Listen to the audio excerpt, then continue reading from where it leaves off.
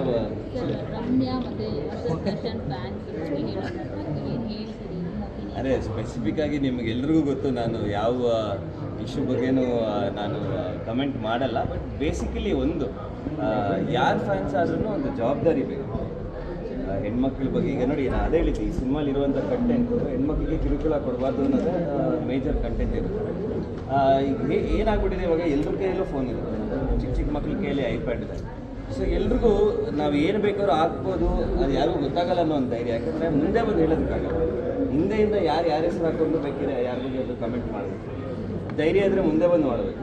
But ಯಾರದೇ fans ಆಗಲಿ ಈ ಥರದ್ದು ನೆಗೆಟಿವ್, ನಾನು ಆ್ಯಕ್ಚುಲಿ ರಾಗಿಣಿ ಅವ್ರ ತಂಗಿಗೂ ಕನಿಕಾ ಅವ್ರಿಗೆ ಅವ್ರ ಸ್ಟುಡಿಯೋದು ಒಂದು ನಂಬರ್ ಇದೆ. ಅದಕ್ಕೆ ಯಾರೋ ಒಬ್ಬ ಒಂದು 280 ಫೋನ್ ಕಾಲ್ಸ್ ಮಾಡಿದ್ದ. ರೀಸೆಂಟಾಗಿ ಅಶ್ಲೀಲವಾಗಿ ಏನೋ ಫೋಟೋದೆಲ್ಲ ಕಳಿಸಿರಲ್ಲ.